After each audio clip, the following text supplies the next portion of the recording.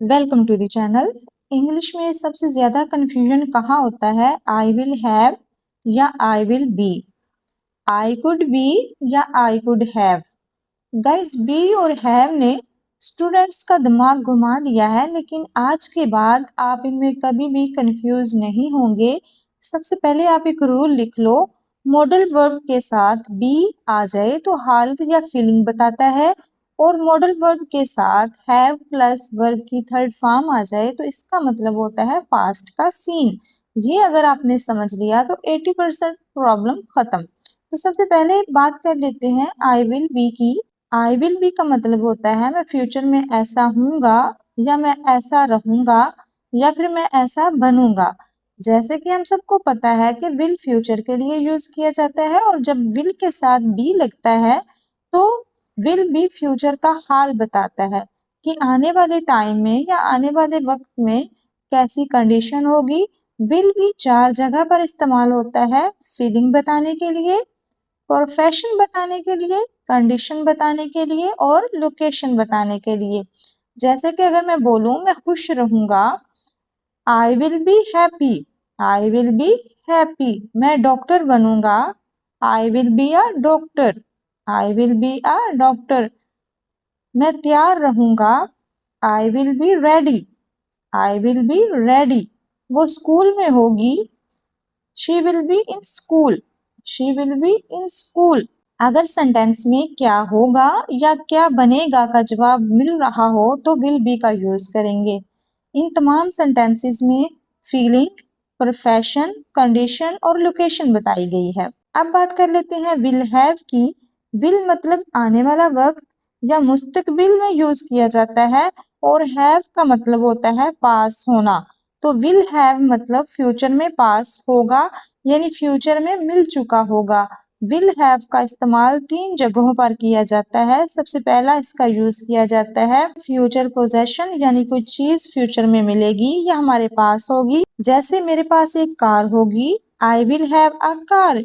इसी तरह उसके पास पैसे होंगे, she will have money, she will have money.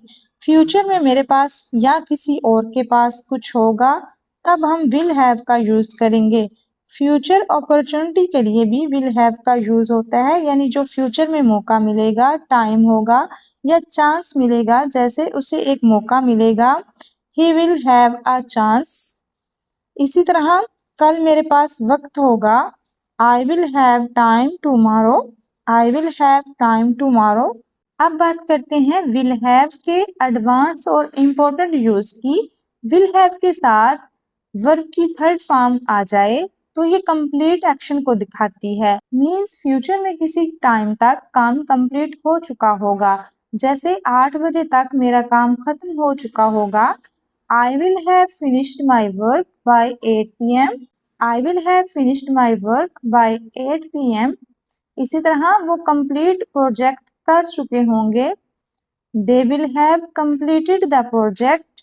will के साथ वर्ब की फर्स्ट फॉर्म मतलब फ्यूचर में करूंगा, will have प्लस वर्ब की थर्ड फॉर्म मतलब फ्यूचर में काम खत्म हो चुका होगा।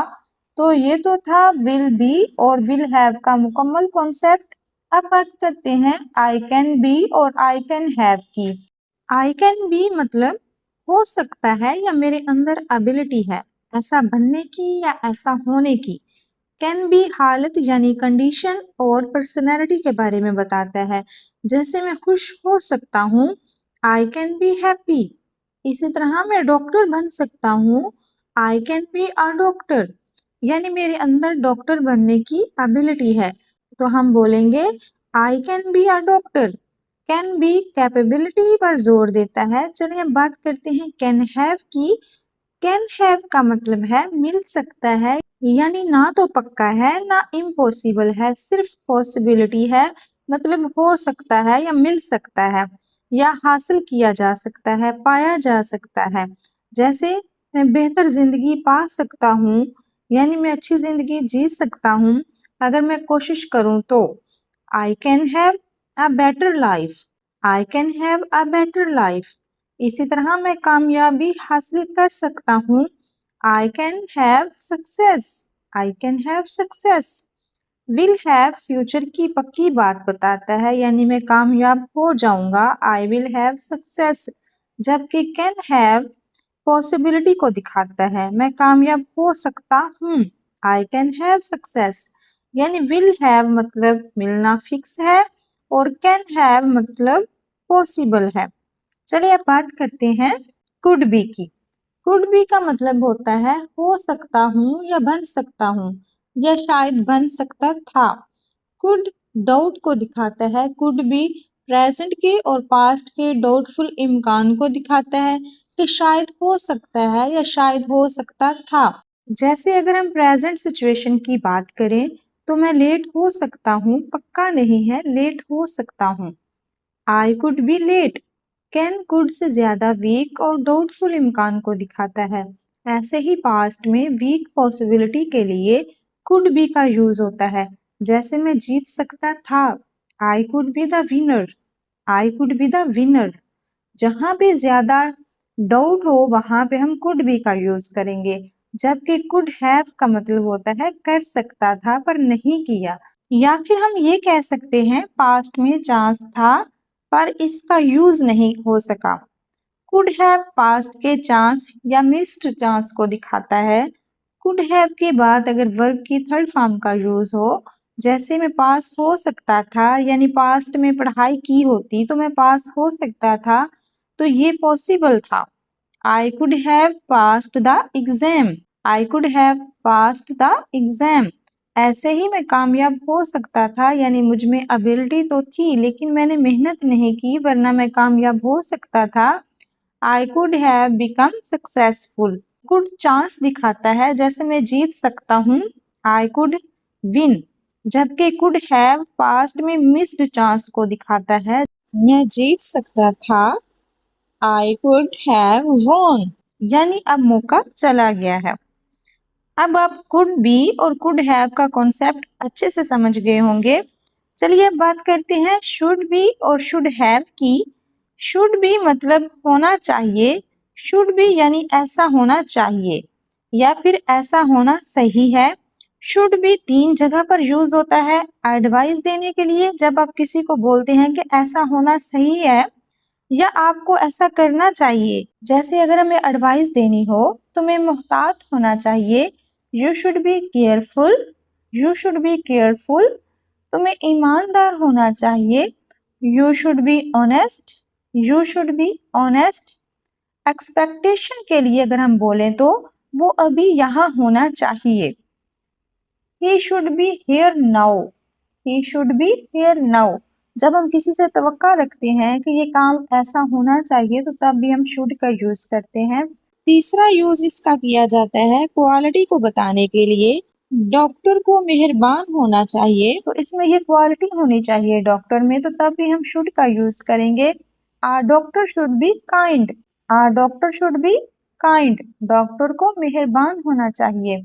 वालिदैन को मददगार होना चाहिए, पेरेंट्स शुड बी सपोर्टिव। यानी वालिदैन में ये खूबी होनी चाहिए कि वो मददगार हों, तो यहाँ पे हम शुड बी का यूज करेंगे क्वालिटी को बताने के लिए। गाइस शुड मतलब एक्शन और शुड बी मतलब हालत या पर्सनैलिटी को बताना हो तो। जैसे तुम्हें पढ़ना चाहिए, you should study, you should study.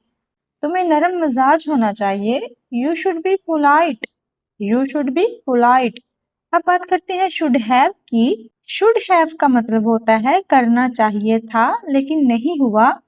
Should have के साथ वर्ब की थर्ड फॉर्म का यूज होगा। जैसे कि तुम्हें पढ़ाई करनी चाहिए थी, you should have studied, you should have studied.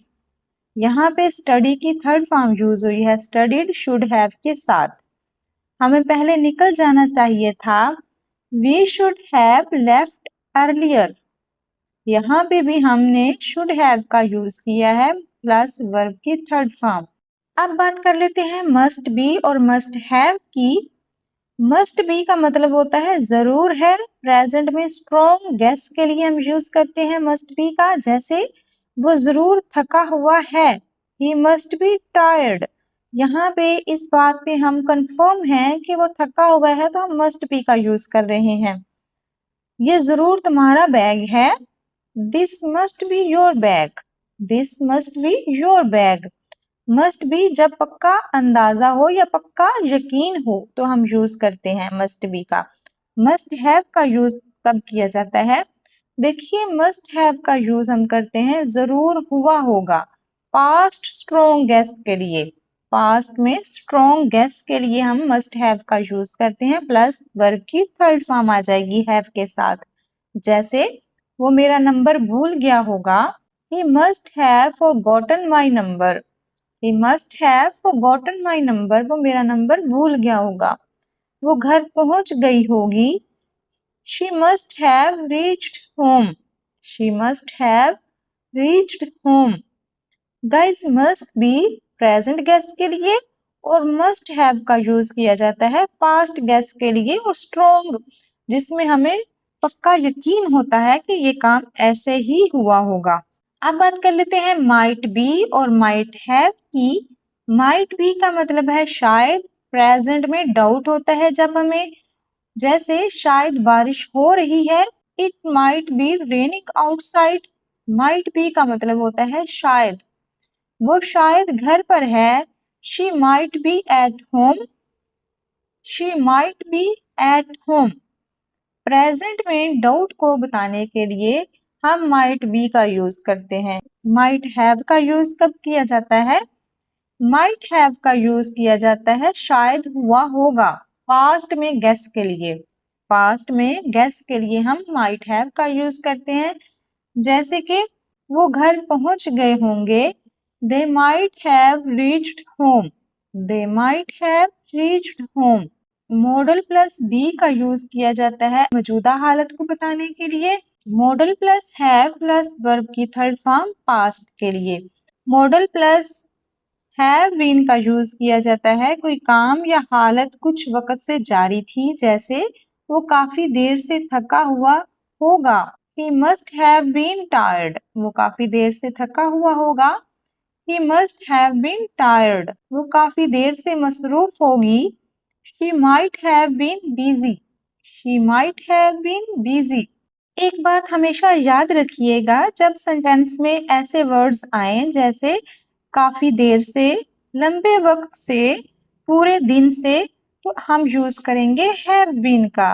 जैसे वो हमारा काफी देर से इंतजार कर रहे होंगे, they could have been waiting for us, they could have been, ये देखिए हमने इसमें have been का यूज किया है। they could have been waiting for us, वो काफी देर से हमारा इंतजार कर रहे होंगे। तो मॉडल प्लस बी का यूज करते हैं प्रेजेंट कंडीशन के लिए। मॉडल प्लस हैव का यूज किया जाता है पास्ट के लिए और मॉडल प्लस हैव बीन का यूज करते हैं हम पास्ट कॉन्टिन्यूअस हालत के लिए। आई होप आपको ये सिंपल से रूल समझ में आ गए होंगे। अगर आपको ये समझ में आ गया तो आपको आधी इंग्लिश ग्रामर की कंफ्यूजन खत्म हो गई होगी। आज की क्लास में बस इतना ही। अगर कुछ नया सीखा हो तो इस वीडियो को लाइक कर दीजिएगा। Thanks for watching.